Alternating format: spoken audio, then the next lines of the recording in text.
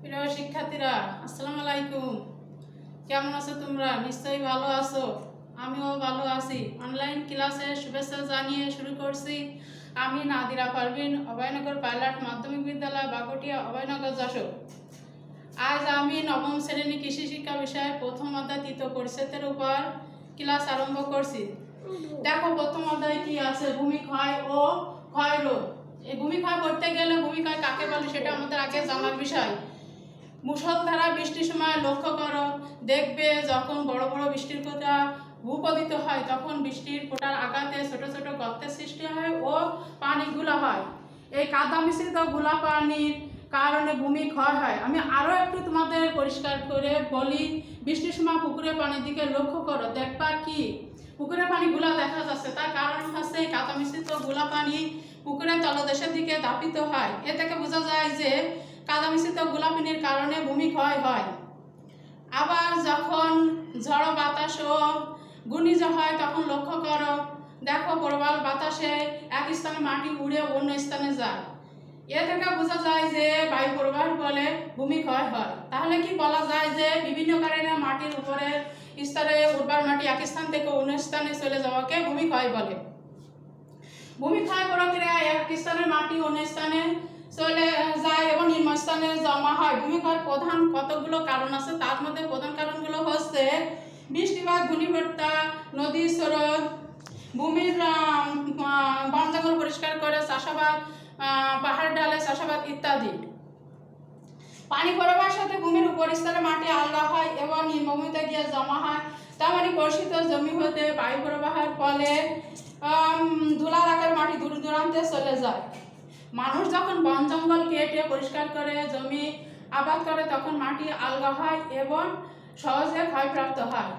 চারণভূমিতে পশু পাখি, গবাদি পশু বিচরণ করতে ভূমি ক্ষয় হয়। ভূমি ক্ষয়ের প্রকারভেদ শ্রেণী বিভাগ। ভূমি ক্ষয়কে প্রধানত দুই ভাগে ভাগ করা যায়। প্রাকৃতিক ভূমি ক্ষয়,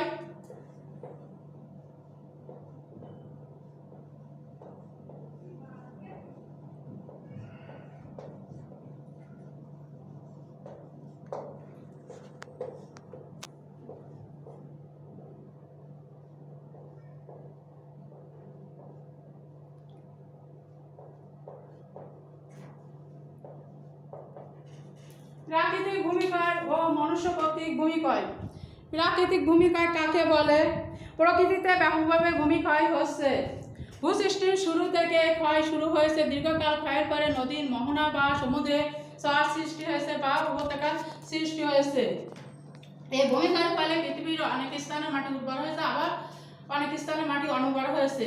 প্রকৃতিতে ভূমিক্ষয় হচ্ছে কিন্তু সেগুলো আমরা উপলব্ধি করি না। প্রাকৃতিক ভূমিক্ষয়কে আবার দুই ভাগে ভাগ করা হয়েছে: বৃষ্টিপাতজনিত ভূমিক্ষয় ও বায়ু প্রবাহজনিত ভূমিক্ষয়। বৃষ্টিপাতজনিত ভূমিক্ষয় কাকে বলে? বৃষ্টির প্রভাবে যে ভূমিক্ষয় হয় তাকে বৃষ্টিপাতজনিত ভূমিক্ষয় বলে।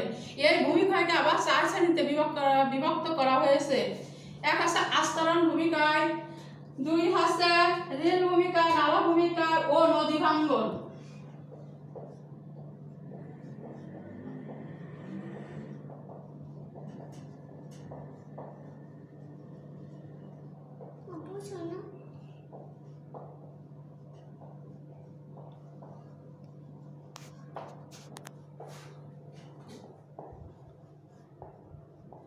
গালি ভূমিক্ষয়,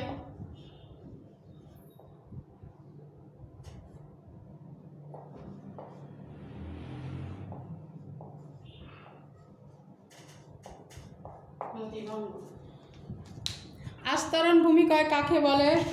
যখন বৃষ্টির পানি বা সেচের পানি উঁচু স্থান থেকে ঢাল বেয়ে জমির উপর দিয়ে নিচের দিকে প্রবাহিত হয় তখন জমির উপরে উর্বর ও নরম মাটি কাটে আস্তরণের মতন দেখা, একে আস্তরণ ভূমিক্ষয় বলে। বৃষ্টির ফলে যে ভূমিক্ষয় তা সহজে চোখে পড়ে না, কিন্তু কয়েক বছর পর দেখা যায় যে জমির উর্বরতা হ্রাস পেয়েছে। এর কারণগুলো হচ্ছে আস্তরণ ভূমিক্ষয়। এরপর দেখো রেল ভূমিক্ষয়। রেল ভূমিক্ষয় কাকে বলে? রেল ভূমিক্ষয় আস্তরণ ভূমিক্ষয়। দ্বিতীয়ত, প্রচুর বৃষ্টিপাতের ফলে পানি বেশি হলে জমি ঢাল বরাবর লম্বাকৃতি রেখা সৃষ্টি হয়, যা অনেকটা হাতে রেখার মতন দেখায়।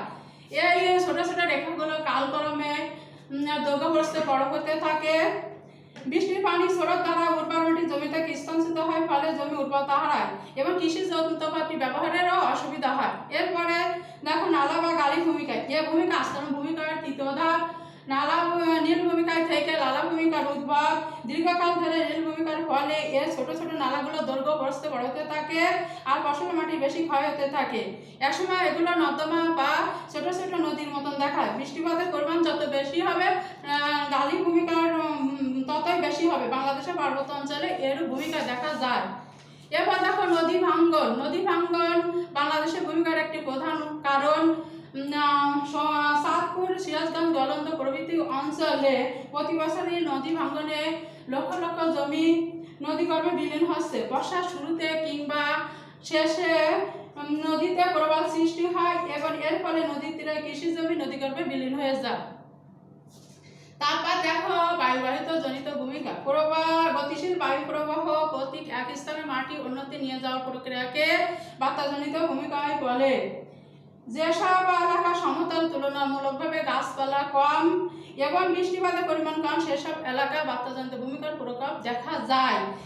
বেলে দেওয়ার সময়টি আলগা ও নরম, তাই প্রবল বাতাসে এক স্থান মাটি অন্যত্র সহজে চলে যায়। আবার যেসব স্থানের মাটিতে জৈব পদার্থের পরিমাণ একেবারে কম সেসব স্থানে বাতাসজনিত ভূমিকায় দেখা যায়।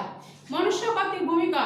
মানুষ বাঁচার তাগিদে খাদ্যের প্রয়োজন। খাদ্য উৎপাদনের জন্য মাটিকে যথেষ্ট ব্যবহার করা আসে কৃষি সভ্যতার সূচনা লগ্ন থেকে। ভূমি কষণ, পানি সেচ, পানি নিষ্কাশন ইত্যাদি কাজ কৃষিকাজের মূল অংশ। এই কাজগুলো দ্বারা মাটিকে প্রতিনিয়ত উৎপাদন করা হচ্ছে। মাটিকে যতই ব্যবহার করছে ততই এর ক্ষয় হচ্ছে। ভূমি ক্ষয়ের ক্ষতির দিক বিভিন্ন। ভূমি ক্ষয়ের ক্ষতিকারক দিকগুলো নিম্নরূপ। ভূমি ক্ষয়ের কারণে জমির পুষ্টি সমৃদ্ধ উপরিস্তরে মাটি অন্যত্র চলে যায়, ফলে মাটির উর্বরতা ব্যাপক অপচয় হয়। ভূমি ক্ষয়ের ফলে মাটিতে পুষ্টির অভাব দেখা যায়, ফলশ্রুতিতে ফসল বৃদ্ধিতে ব্যাঘাত ঘটে। ক্রমাগত ভূমি ক্ষয়ের ফলে নদী, নালা, খাল, বিল ভরাট হয়ে যায়, ফলে দেশে প্রায় বন্যার প্রাদুর্ভাব ঘটে। এতে ফসল, পশু পাখি, বাড়িঘরে অনেক ক্ষতি হয়। ভূমিক্ষয়ের বিরাট অংশ নদীতে জমা হয়, যার ফলে নদীর গভীরতা কমে যায় বা নৌ চলাচলের বিঘ্ন ঘটে। প্রবাদ আছে যে উর্বাণটি ক্ষয় মানে সভ্যতার ক্ষয়। এরপর আছে ভূমি ক্ষয়ের কার্যকারী উপায়। ভূমি ক্ষয় রোধের কার্যকারী উপায় সংগ্রহ। কৃষিকাজের অন্যতম একটি প্রযুক্তি হলো ভূমি ক্ষয় রোধ করা। এই প্রযুক্তি ভূমি ক্ষয় রোধের কতগুলো পদ্ধতিগুলো হচ্ছে: পানির প্রবাহ হ্রাসকরণ। ভূমি ক্ষয় কমাতে পানি প্রবাহের বেগ কমানো জরুরি। বিভিন্নভাবে পানি প্রবাহের বেগ কমানো যায়, যথা বাঁধ বা আইল দিয়ে পানির বেগ কমে আসে, মাটি পানি শোষণের সময় পায় ও ভূমি ক্ষয় হয়। নীল ভূমিক্ষয়ের ফলে যে ছোট ছোট নালা সৃষ্টি হয় তা ভরাট করে সমান করে দিলে পানির বেগ কমে যায় এবং ভূমি ক্ষয় রোধ হয়। বড় নালার মধ্যে আগাছা জন্মাতে দেওয়া, শেষ প্রান্তে ফুটি ফুটে তারের জাল বাঁধলে পানির বেগ কমে যায়। অপরন্ত তারের জালের মধ্যে খড়কুটা পেলে পানির বেগ একেবারে মন্থর হবে এবং ভূমি ক্ষয় রোধ হবে। শিক্ষার্থী বন্ধুরা, আজকে এই পর্যন্ত থাক। আগামী ক্লাসে আবার তোমাদের সাথে দেখা হবে। সবার সুস্বাস্থ্য কামনা করি। শেষ করতে